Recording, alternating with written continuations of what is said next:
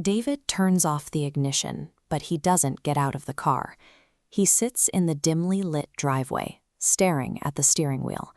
He's entirely drained. Between a mounting pile of medical bills and the relentless daily demands of his job, the pressure is suffocating. Right now, more than anything, he craves a few minutes of absolute peace. But instead of finding that peace, he walks through the front door and falls into a familiar, destructive loop. He snaps at his family, retreats to the couch, pours a heavy drink, and scrolls mindlessly on his phone until he passes out. We often mistake these cycles for a lack of willpower, but the brain is simply following its internal logic.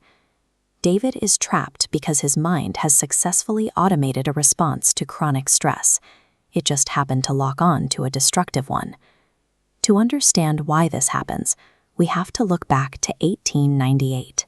A psychologist named Edward Thorndike was studying animal behavior, and he designed a device called a puzzle box. He would place a cat inside. Naturally, the animal panicked. It would poke its nose into corners, claw at the wooden slats, and thrash blindly around the cage, desperately trying to find an escape route. But eventually, after a few minutes of random exploration, the cat would accidentally step on a hidden lever. The door swings open. The cat finds a bowl of food. And in that precise moment, a critical neurological shift occurs. The brain immediately catalogs the specific sequence of actions that led to the reward. When David is hit with the crushing cognitive load of a stressful workday, he reacts just like the cat in the box. He thrashes around looking for an exit, and his brain eagerly locks on to whatever behavior provides the fastest, easiest relief, even if it harms him in the long run. The habit loop has 4 chronological steps: cue, craving, response, and reward. First, the problem phase. The front door is the cue, sparking a craving for peace. Second, the solution phase. Grabbing a drink is the response, rewarding him with emotional numbness. This entire cycle completes in a split second. Every time David repeats it, the neural pathway thickens. His brain stops analyzing the situation entirely and simply defaults to a rigid mental rule. If stressed, then drink and scroll. Because this machinery operates entirely in the background, we remain captives to our worst impulses. The only way to break out of the box is to actively dissect the loop and interrupt it. Overriding these automatic responses requires a specific framework, the 4 Laws of Behaviour Change. These rules provide a way to consciously re-engineer the habit loop from the outside. First, we make the bad cues invisible and the good cues obvious. David starts leaving his phone locked in his car glove box.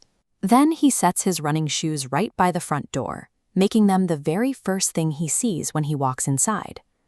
Second, we make the new habit attractive. David shifts his internal narrative.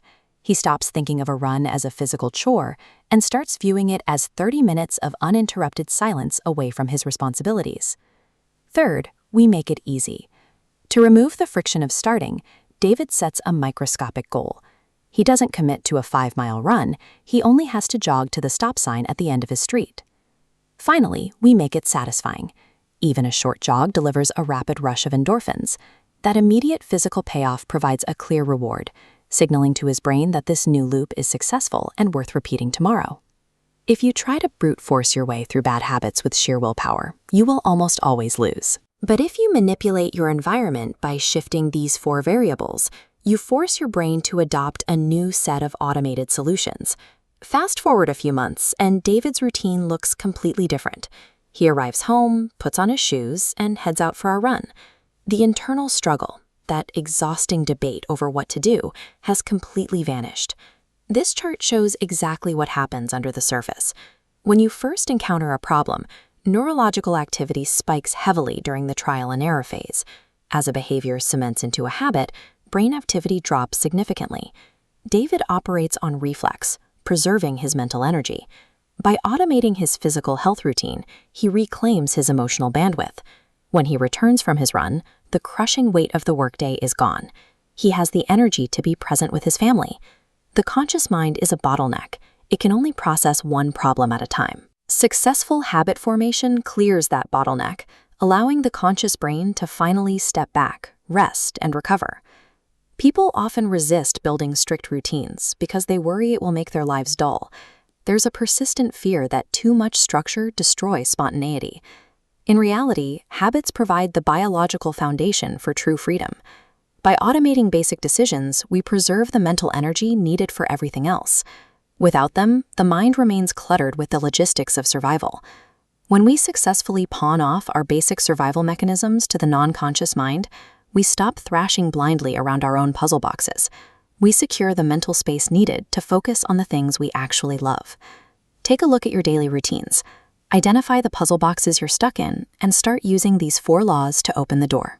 If you found this breakdown helpful, please hit the like button, share this video, and subscribe for more deep dives into how you